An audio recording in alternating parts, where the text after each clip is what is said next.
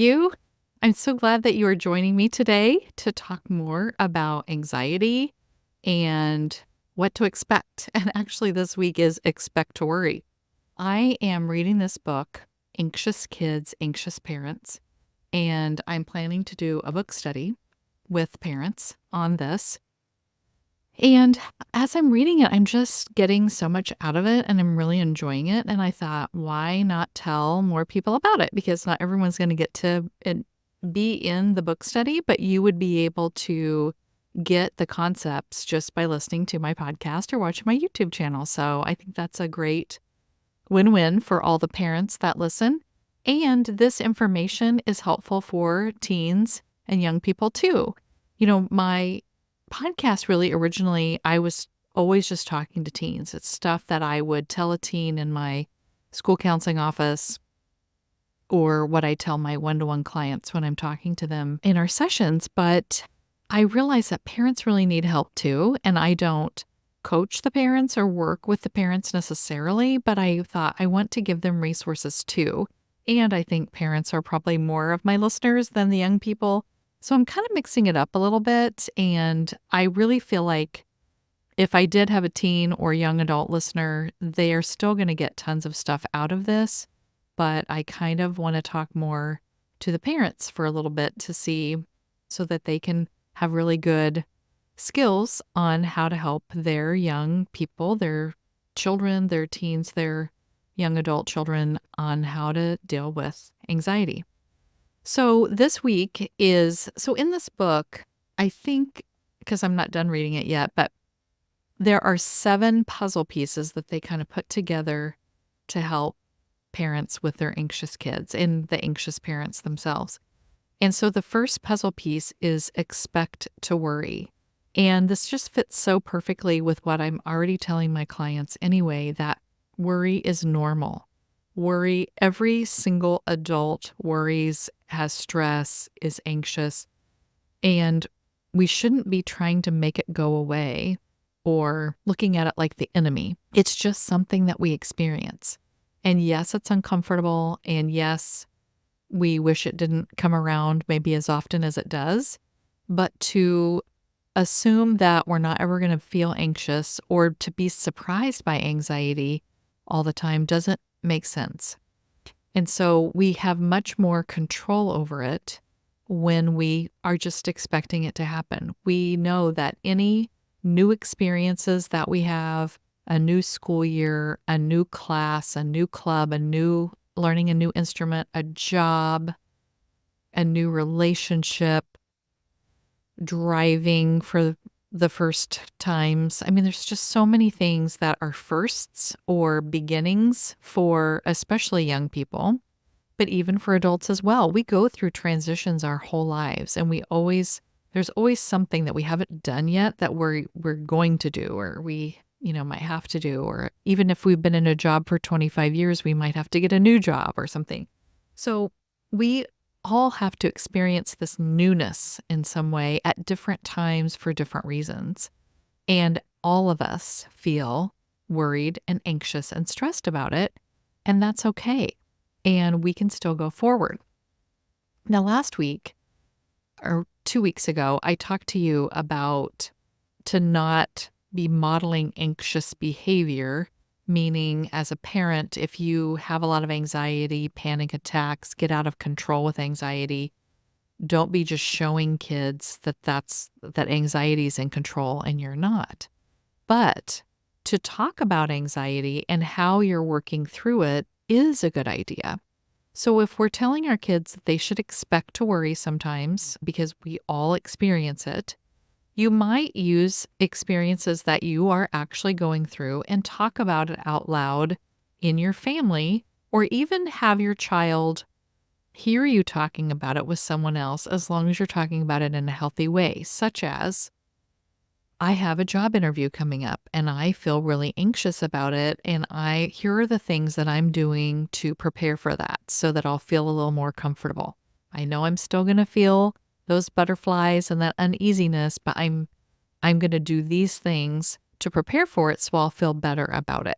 So that's a way of it kind of role modeling what thoughts are going through your head as you're experiencing, like thinking about that anxiety and that thing that's going to happen to you. Or I'm meeting a new client for the first time and I feel uneasy about it, or I'm going to have to go to this dinner meeting at this new restaurant I've never been to before and I don't even know where the front door is, or I don't know if you have to wait to be seated or you just find a seat. What if they're not there? What would I do?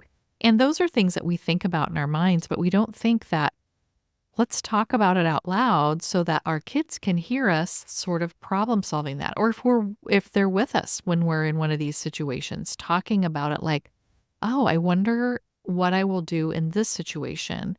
And here are some ideas I could do to make this less uncomfortable." So, I just think that that's a good idea for you to be thinking about, because we want to normalize stress and worry and anxiety because we are going to feel it and we're not going to get rid of it. It is actually good for us in some ways. Some amount of stress makes us more successful. That part, that fight, flight, freeze, or fawn response in our body doesn't go away. It's there to keep us safe. It's there to keep us alive. We can't get rid of it, but how can we deal with it when those things happen?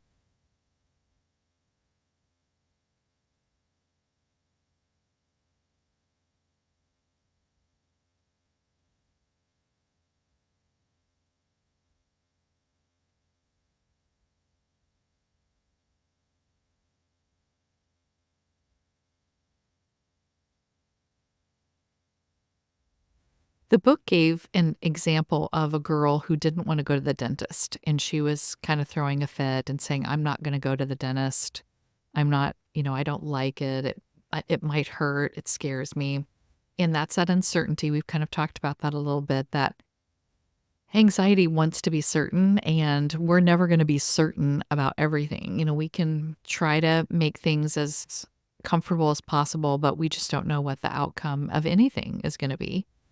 And so they gave the example one where the mom was like, "Oh my gosh, I can't believe you're anxious again. Stop being anxious about going to the dentist. You get anxious every time. It turned out fine last time. Stop worrying about it," all that. And I have done those kinds of things, like where I'm just like, "Stop worrying about it. Stop thinking about it. Don't do this. Don't do that." But it's like not validating that your child actually feels that way, or that it's normal to feel anxious about going to the dentist. I am a lot better about it now, but I used to be really anxious about going to the dentist because when I was younger, because I grew up on a farm, so we didn't have fluoridated water, I had a lot more cavities than I think if you grew up in town and you had fluoridated water, your teeth were probably a little bit better. I don't know. Maybe not, but I had to have fillings almost every time. And that can be really uncomfortable and painful, and I got to the point where I didn't ever wanna go. Now, I still had to go. I don't ever remember saying I wasn't going to go, and I don't remember ever having enough of a fit about going, but I remember crying all the way there. I also had a lot of ear problems, and it hurt really bad when the doctor would look in my ears, and I had to have tubes in my ears a bunch of times, and I remember crying all the way there, crying all the way through the anything that they were doing, checking my ears and, just being relieved when it was over. And I remember my mom, having sympathy for me kind of, but she was also like, "Just get over it. We come here every month or however often it was, and, just don't worry about it." But yet I never could get over that. So maybe if she was like, "Of course you're worried. Of course we don't know what's happening, but it's totally fine." I don't I think I probably would have still cried because it was very painful, but maybe I wouldn't have been like, I didn't have panic attacks, but when I think about it now, I mean, I was probably close to panic sometimes when I had to go because I just didn't want to do it. But in the story anyway, in one situation, the mom's like, "Why are you getting worried about this? We've been here a million times." The other like example was same situation where the child is like, "I don't want to go." But the mom was like, "Of course you are anxious about this. This is the way it is. And we're just going to invite anxiety to come along with us. And we're going to talk to anxiety on the way there and try to problem solve through this." So it's kind of like when I said you talk through your thoughts about something in front of your child so they can see the role modeling of that. Also, role model it with their own thoughts on your way to something that's anxiety producing, like the dentist or other types of things that they don't want to go to. And like school, maybe. Okay, let's invite anxiety in the car and let's talk to anxiety. What are you anxious about, anxiety? How can we help you? How can we get in the door? And and then they can start taking on their own behavior and working through that in their own mind, because someday they're not going to live with you and someday they're going to be going on doing things on their own, and we want them to be able to work through that. So the first puzzle piece is to expect to worry, because it's normal and everyone feels it. And that is for parents, that's for the kids, that's for everyone. Every human is going to feel anxiety sometimes, and we just need to know that we are in control. Anxiety is the easiest thing to deal with. Like, there are tips and tricks and techniques that can be used for every single person can use to manage their anxiety. I guess it's the most manageable of different mental illnesses that can happen. And so if it's so manageable, let's manage it. Let's not let it take control of our lives. And keep listening for more tips and tricks on how to do this. And I will talk to you soon.